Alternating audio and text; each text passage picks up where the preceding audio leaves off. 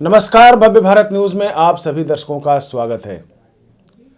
धरती पर अनेकों अनेक वैज्ञानिक हुए हैं और उनके जो आविष्कार हैं ये आप सबके सामने दिखाई देता है। सुई से लेकर हवाई जहाज़ तक की जो परंपरा है, जिस तरह से इन्होंने बनाया है, वो आपके सिलेबस में भी पढ़ाया जाता है और आप ट्रेनिंग भी लेते हैं और आप बनाते भी हैं। खुद आप वैज्ञानिक बनने की परंपरा में शामिल होते हैं। लेकिन आज हम जिन वैज्ञानिक की बात करने जा रहे हैं वो ब्रह्मांड में उनको एक ऋषि की दर्जा मिली हुई है और किस तरह से उन्हें वैज्ञानिक माना गया है, ये आज हमारे चर्चा का विषय रहेगा। इस विषय पर चर्चा करने के लिए आज हमारे साथ आचार्य पंडित सुरेश जी हैं और इनसे हम जानने की कोशिश कर रहे हैं कि वह कौन से ऋषि हैं जिनको ब्रह्मांड का वैज्ञानिक होने का दर्जा दिया गया है और उन्होंने कौन कौन से कार्य किए। स्टूडियो में आपका स्वागत है पंडित जी। नमस्कार। सवाल आपने सुना होगा जी कि ब्रह्मांड में कौन से ऐसे ऋषि हैं जिन्होंने वैज्ञानिक के रूप में काम किया और पूरे समाज के लिए काम किया। बिल्कुल। और उनका आभामंडल आज भी जो है, जितने भी आविष्कार हुए हैं उनके सामने सब फेल होते जाएंगे, मतलब एक झुठला दिया जाएगा, ऐसा उन्होंने काम किया है अभी। हाँ जी। तो सबसे पहले दर्शकों को मेरा नमस्कार। देखिए, हमारे शुरुआत में ही सप्तऋषि जब सृष्टि हुई तो 7 ऋषि जो हैं हमारे आए और ऋषियों का बड़ा ही योगदान रहा। हमारे जो सप्तऋषि लोग हैं, सप्त ऋषियों का एक तारामंडल है, आकाश में दिखता है। वो देवताओं के लिए, ब्रह्मांड के लिए, मानव जाति के लिए, वैज्ञानिकों के लिए, सबके लिए ऐसा कार्य किया है जो कि आज भी उसका फ़ायदा हम लोग उठा रहे हैं और उन्हीं के खोजों के आधार पर, उनके तपस्या के बल पर आज भी वो चीज़ें चल रही हैं और नई नई चीज़ें का आविष्कार हो रहा है।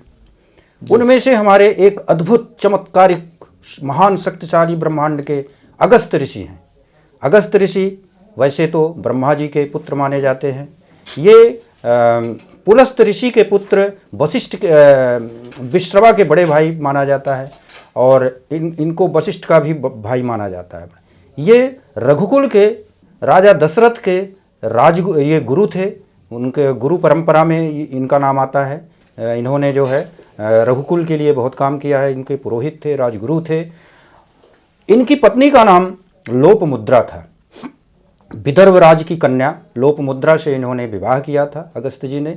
अगस्त्य जी श्रावण पंचमी के दिन इनका जो है जन्म हुआ था काशी में। और ये महान शक्तिशाली बहुत ही भयंकर तपस्या करने वाले ऋषियों में से है। इन्होंने जो है, सबसे पहले मैं बताता हूँ कि इन्होंने बिजली का आविष्कार, वायुयान से संबंधित आविष्कार, सेल बैटरी का आविष्कार इनके अगस्त्य संहिता नामक पुस्तक में मिलता है। राव साहब कृष्णा जी ने 1891 में इंजीनियरिंग की परीक्षा पास की। उनका आकर्षण धर्म ग्रंथों की तरफ गया कि इनसे खोज के लिए, आविष्कार के लिए कुछ मदद ली जाए। तो उन्होंने अगस्त्य संहिता में पाया और वो जो है संस्कृत के विद्वान नागपुर के थे, उनसे जो है परामर्श लिया। उन्होंने बताया कि इसमें जो है डेनियल सेल से उस श्लोकों का अर्थ बताया जिसमें डेनियल सेल से संबंधित चीज़ें मिली और उन्होंने इंजीनियरिंग के प्रोफेसर पीपी हॉल को वो दे दिया। और बाद में ये पता चला कि ये जो है डेनियल सेल का आविष्कार अगस्त्य संहिता में लिखा हुआ है। अगस्त्य संहिता में अगस्त्य जी ने बताया कि 100 पाठ को, कुंभ को लेकर के, और उनको यानी कि डेनियल सेल जो इन्होंने बताया इससे जोड़ करके सीरीज में और बहुत बड़ा बिजली उत्पादन किया जाता है। उन्होंने भी बताया कि अगर हम कोई पॉट ले लें, जैसे कि ग्लास का है, और उसमें कॉपर की प्लेट डाल करके, जिंक की प्लेट डाल करके और उसमें डस्ट से का लिक्विड डाल दें तथा उसमें पारा डाल दें, कॉपर सल्फेट डाल दें और तारों को कनेक्ट कर दें, तारों को जोड़ दिया जाए तो उससे बिजली पैदा हो जाती है। ये आविष्कार बहुत पहले मिलते हैं।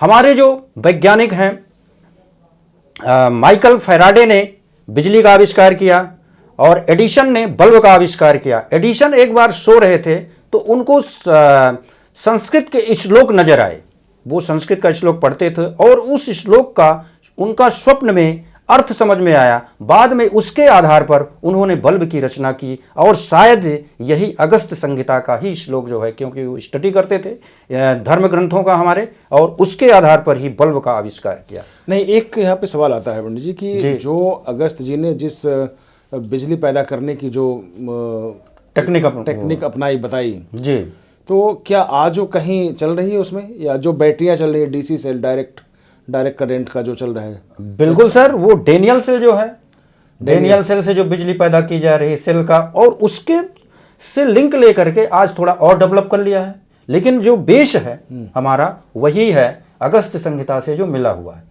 अच्छा, अगस्त जी ने और कौन कौन से कार्य किए जो समाज कल्याण? आविष्कार उन्होंने एक वायुयान से संबंधित किया कि उन्होंने बताया कि कुछ फलों को, जैसे कटहल का फल हो गया, आम का हो गया, और दालों के रस को, और समुद्र के किनारे जो शंख इत्यादि मिलते हैं उन सब का लेप करके रेशमी वस्त्र को अगर लेप करके और सुखा दिया जाए और उसमें उड़ान वायु हाइड्रोजन गैस भरी जाए तो उसमें उड़ने की क्षमता होती है। और उन्होंने ही गुब्बारे में हाइड्रोजन गैस भर करके आविष्कार किया था। उड़ान वायु के बारे में जरा बताएंगे। गैस वैसे ये हाइड्रोजन गैस है।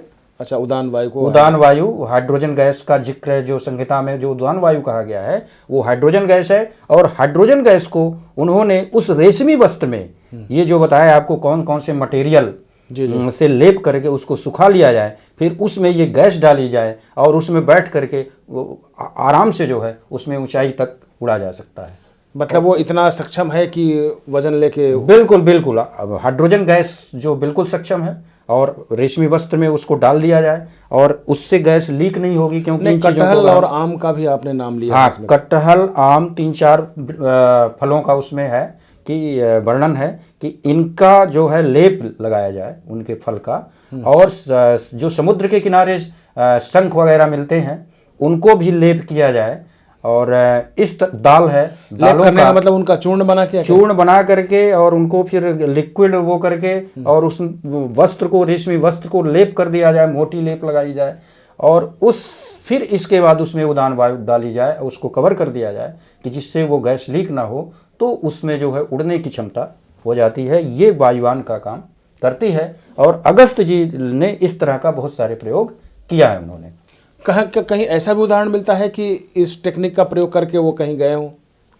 इस टेक्निक का प्रयोग करके वो ज़्यादा दूर तो नहीं जाते थे, क्योंकि वो जो है अपने नाव से ही देश विदेशों में, अपने देश से, भारत देश से बाहर कई देशों में उन्होंने भ्रमण किया है। नहीं, हम जो चर्चा कर रहे हैं वो नाव की नहीं कर रहे हैं, नाव तो पानी में चलता है। हाँ हाँ, हम अभी बात कर रहे हैं वायुयान की जी। तो ऐसा अभी कहीं लिखा नहीं है, लिखित प्रमाण नहीं है इसका कि इसका इस्तेमाल करके वो कहीं दूर तक गए हों। इसका इस्तेमाल भारद्वाज ऋषि का भी मिलता है। भारद्वाज ऋषि ने भी वायुयान से रिलेटेड टेक्निक बताई थी, और उस टेक्निक का यूज करके ही, जैसे पुष्पक विमान है, ये सब जो बड़े बड़े विमान जो बने थे, इन टेक्निक का ही यूज करके बनाया गया था। जो कि जैसे कि हम नाव से जल में चलते हैं, उसी तरह से हम आकाश में वायुयान के द्वारा ऊपर नीचे कुछ ऊंचाई तक जाते थे। आपके कहने का मतलब ये है कि जो आज हम जिन वायुयानों का प्रयोग करते हैं, जो हमें मिनट पर आकाश में दिख जाती हैं वायुयानें, हाँ, चाहे वो अमेरिका का हो, रूस का हो, चाहे भारत का हो, चीन का हो, जापान का हो, जो कुछ भी हो, तो ये सब जो टेक्निक है वो हमारी ऋषियों मुनियों से ही मिली है अभी, जिसका इस्तेमाल हो रहा है आज के। एग्जैक्टली, ऋषियों द्वारा ही सारी चीजें जो है आज के जमाने में जो भी आविष्कार हो रहे हैं, इसको ऋषियों ने पहले सब कुछ बता दिया है। जैसे आप ये कहें कि मिसाइल है, वायुयान है, जैसे भी आर्टिफिशियल सैटेलाइट्स हैं जो उपग्रह वैज्ञानिक लोग प्रक्षेपित करते हैं। वायुयान तो उपग्रह का कहाँ आपको मिलता है इसका? उपग्रह का तो हमें विश्वामित्र ने त्रिशंकु को स्वर्ग भेजने की उन्होंने ठान ली थी। और अपने तब पहले तो, अब ये कहानी बड़ी लंबी हो जाएगी, मैं एक शार्ट में ही थोड़ा सा एक वो बता देता हूँ कि त्रिशंकु एक चांडाल वशिष्ठ द्वारा स्थापित राजा थे। हालांकि वो वशिष्ठ के गुरु थे, लेकिन वशिष्ठ के शिष्य थे, लेकिन वशिष्ठ जी को उन्होंने आग्रह किया कि आप मुझे जो है सशरीर जो है स्वर्ग भेजिए। वशिष्ठ जी ने मना कर दिया। इससे उन्होंने जो है वशिष्ठ से दुश्मनी ले ली और वशिष्ठ के पुत्रों पर आक्रमण किया। लेकिन वशिष्ठ जी ने जो है उसको चांडाल बना दिया शापित करके। लेकिन विश्वामित्र से वो मिले तो विश्वामित्र वशिष्ठ में आपस में मतभेद था, दुश्मनी थी। तो विश्वामित्र ने उनको स्वीकार किया कि मैं आपको संकल्प लिया कि मैं आपको सशरीर जो है भेजूंगा। इसके बाद विश्वामित्र ने अपने तपोबल से उनको सशरीर स्वर्ग भेज दिया। इंद्र ने कहा कि आप एक गुरु से शापित चांडाल हैं, आपको स्वर्ग नहीं मिल सकता, और उन्होंने वहां से उसको धकेल दिया, जिससे वो सिर के बल नीचे सिर और ऊपर पैर करके लटक रहे थे। विश्वामित्र ने अपने तपोबल से उनको सीधा किया और वहीं पे प्रक्षेपित कर दिया, जिसको हम आज वैज्ञानिक विश्लेषण कहें तो जैसे आर्टिफिशियल सैटेलाइट वगैरह लॉन्च किए जाते हैं, तो वो वहीं पर सप्तऋषि के बगल में एक त्रिशंकु जो है मंडल, त्रिशंकु तारा जो है दिखता है, और वही जो है विश्वामित्र जी ने प्रक्षेपित किया था।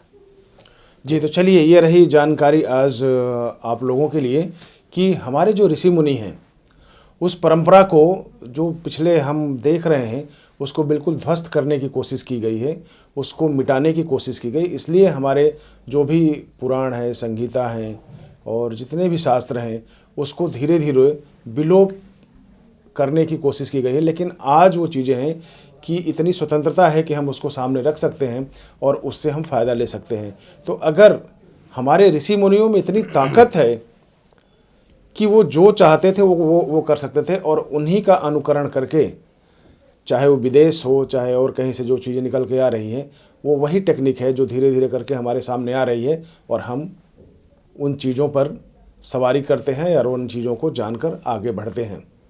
तो ये हमारी ही धरोहर है, और इस धरोहर पे सरकार भी काम कर रही है कि वो धरोहर निकल के सामने आए, वो जानकारी सामने आए, ताकि विश्व के अधिक से अधिक लोग उसका लाभ उठा सकें। अगले एपिसोड में फिर हम अगस्त ऋषि पे ही बात करेंगे कि उन्होंने क्या क्या और कार्य किए हैं और किस तरह से उसका प्रमाण हमारे सामने दिया जा रहा है, रखा जा रहा है। दूसरे एपिसोड में फिर मिलेंगे, तब तक के लिए नमस्कार।